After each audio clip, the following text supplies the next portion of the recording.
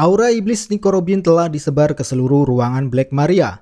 Pertarungan keduanya sudah tak bisa dihindari lagi. Inilah waktunya bagi sang arkeolog memperlihatkan perkembangan kekuatannya pasca time skip. Selamat datang di Anime Review dan kali ini kita akan membahas seputar One Piece 1005.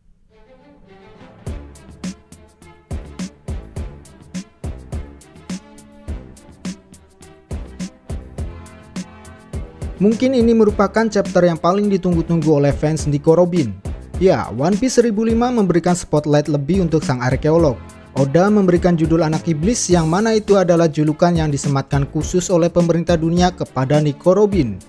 Well, One Piece 1005 dimulai dari lantai 3, tempat di mana Sanji sedang dirundung oleh Black Maria.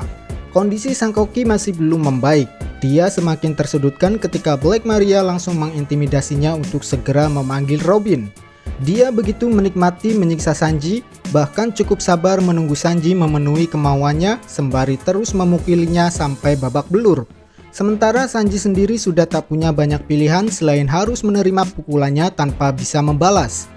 Nah, satu sisi Black Maria punya misi lain untuk segera diselesaikan, yaitu mengakhiri para Akazaya yang sudah sekarat. Tapi kalau kita perhatikan lagi, niat tersebut mungkin akan dilakukan setelah dirinya berhasil membungkam Sanji dan menangkap Nico Robin.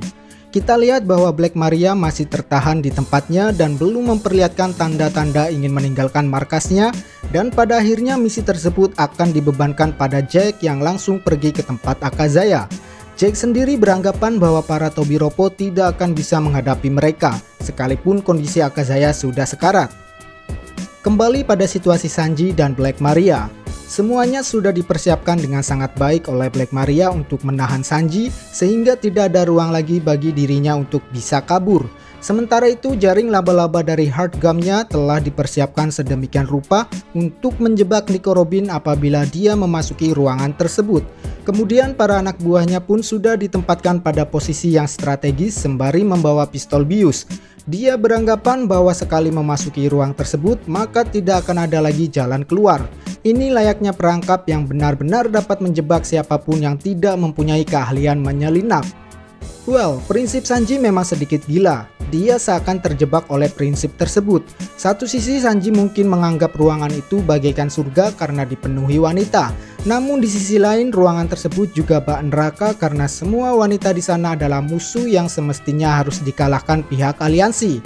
Jadi mempertimbangkan kondisi macam ini, maka Sanji dituntut dapat membuat keputusan yang tepat untuk menanggapi kemauan Black Maria. Karena apapun yang akan dipilih Sanji, Black Maria tidak akan semudah itu membebaskannya. Memang kita juga tidak bisa menyalahkan sepenuhnya prinsip Sanji karena pada akhirnya semua itu adalah keputusan pribadi yang dijadikannya sebagai sebuah pedoman untuk berpikir ataupun bertindak. Saya lebih menganggap bahwa Sanji berada dalam waktu dan tempat yang salah daripada harus menyalahkannya. Nah, selanjutnya ada satu momen menarik lagi terkait situasi ini. Ya, sebagian anak buah Black Maria justru menaruh simpati atas kondisi Sanji. Mereka menyarankan Sanji untuk segera menyerah dan menuruti kemauan Black Maria untuk memanggil Robin. Sementara Sanji sudah tidak bisa berbuat apa-apa selain harus menerima pukulan bertubi-tubi dari Black Maria. Inilah yang saya maksud tadi bahwa Sanji harus menentukan keputusan yang tepat. Apakah dia terus ingin menerima rundungan Black Maria sampai mati atau menuruti perintahnya untuk meminta bantuan Nico Robin.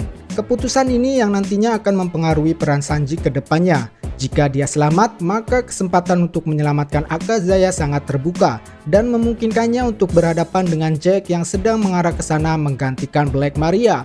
Jadi ini akan menjadi lanjutan atas duel tertunda yang seharusnya bisa saja terjadi saat Gizo andai kelompoknya datang lebih cepat lagi. Nah, singkat cerita akhirnya Sanji memutuskan untuk meminta bantuan Nico Robin. Keputusannya membuat seisi ruangan itu sampai terkejut. Sementara itu suaranya yang menggema ke seluruh penjuru Onigashima sempat ditanggapi oleh beberapa pihak aliansi. Ada yang mengejeknya, ada juga yang berempati dengan situasinya. Ya, Sanji telah mengatakan kondisi yang sebenar-benarnya terjadi pada dirinya bahwa dia sedang disandera dan bisa saja dibunuh jika Robin tidak datang. Sialnya setelah meminta bantuan, Black Maria tidak kunjung melepaskan Sanji. Dia justru tetap menahannya dan berniat menjadikan Sanji sebagai peliharaan seperti para samurai yang sudah terjebak sebelumnya. Sekali lagi Sanji masuk perangkap Black Maria. dia terus mengkonfrontir Sanji untuk mengakui perasaannya bahwa satu-satunya wanita yang harus ia cintai adalah Black Maria. Sayangnya semua intimidasi itu tidak berlaku bagi Sanji karena dirinya tetap pada prinsipnya untuk mencintai semua wanita. Apa yang dilakukan Sanji sudah tentu membuat Black Maria semakin kesal dan pada akhirnya dia bersiap untuk menghabisi Sanji.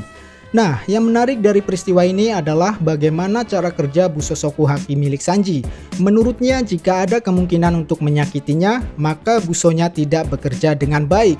Jadi pada dasarnya Haki Sanji telah bersinkronasi dengan prinsipnya untuk tidak menyakiti perasaan wanita. Sekali lagi, Haki adalah kekuatan kehendak.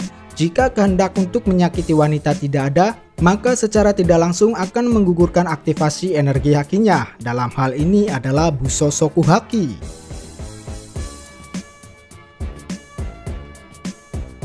Beruntung bagi Sanji karena nyawanya berhasil diselamatkan oleh kedatangan Robin dan Brook yang sekaligus membuat seisi ruangan terkejut melihat Black Maria tertampar oleh tangan raksasa Nico Robin.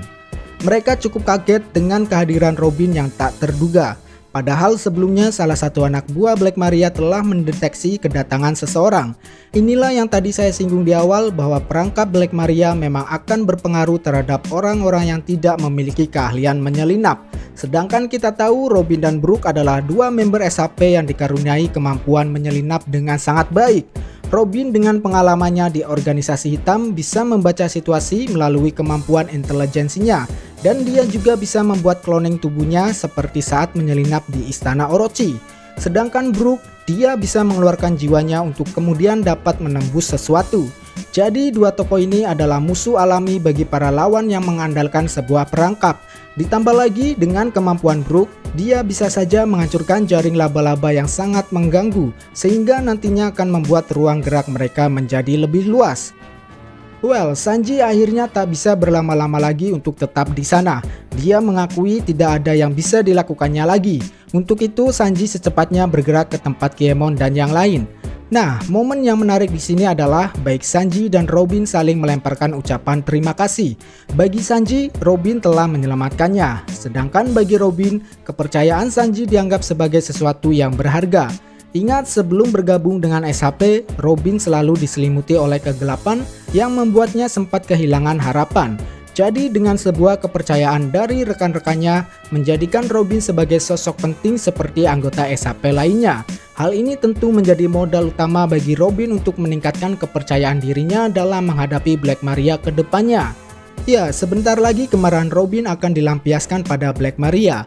Pertarungan dua wanita ini bertajuk duel sang pemberani melawan yang tak kenal takut.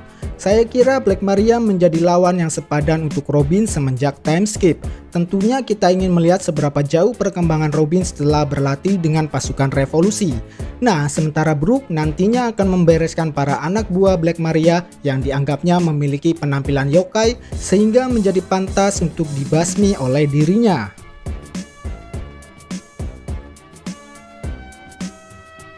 Setelah berhasil ditumbangkan Inu dan Neko, Jack akhirnya kembali lagi. Sekarang dia sudah menaruh dendam pada keduanya dan kini bergerak ke tempat mereka untuk menghabisinya. Inilah hal yang mengerikannya dari para Zoan user, di mana kemampuan sistem pemulihannya sungguh luar biasa cepat. Sementara itu, kondisi Akazaya yang sedang sekarat bisa menjadi bulan-bulanan Jack apabila sudah sampai ke sana. Saat ini harapan yang dimiliki Akazaya adalah dengan adanya sosok misterius yang sedang membantu mereka. Diharapkan sosok ini mampu menjadi benteng untuk menjaga Akazaya. Nah, skenario lainnya adalah mengandalkan kehadiran Sanji. Ya, kita tahu bahwa Sang Koki sudah mengetahui keberadaan Akazaya dan sekarang sedang menuju ke sana. Saya kira pertarungan Sanji melawan Jack dirasa cukup adil, mengingat keduanya sudah pernah berada dalam situasi mengenaskan. Artinya energi mereka telah sama-sama terkuras. Lalu mempertimbangkan pihak aliansi yang telah berhadapan dengan musuh-musuhnya, maka saya pikir tidak ada lawan yang pantas bagi Sanji kecuali Jack. Jika duel mereka benar-benar terjadi, Sanji sedikit diuntungkan melalui kemampuan raid shoot-nya. Jack dengan mode mammothnya akan sangat sulit menghadapi kecepatan Osobamas karena terganggu dengan ukuran tubuhnya yang besar. Sementara Sanji, kita tahu melalui raid shoot-nya dia bisa menghilang. So, mungkinkah duel mereka akan direalisasikan oleh Oda?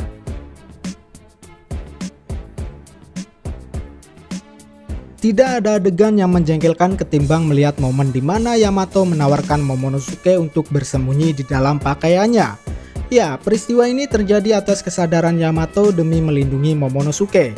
Mereka yang terjebak di dalam gedung terkutuk mau tidak mau harus keluar untuk menghajar para kroco. Mungkin ini menjadi sebuah berkat tersendiri bagi Momo karena lagi-lagi dia bisa memanfaatkan usianya. Meski dilihat dari situasinya, memang harus dilakukan untuk meminimalisir resiko. Sebelum hal itu terjadi, Yamato sedikit menjelaskan terkait pasukan pengintai yang bernama Meris. Mereka ini cyborg yang ditugaskan untuk berpatroli di sekitar Onigashima.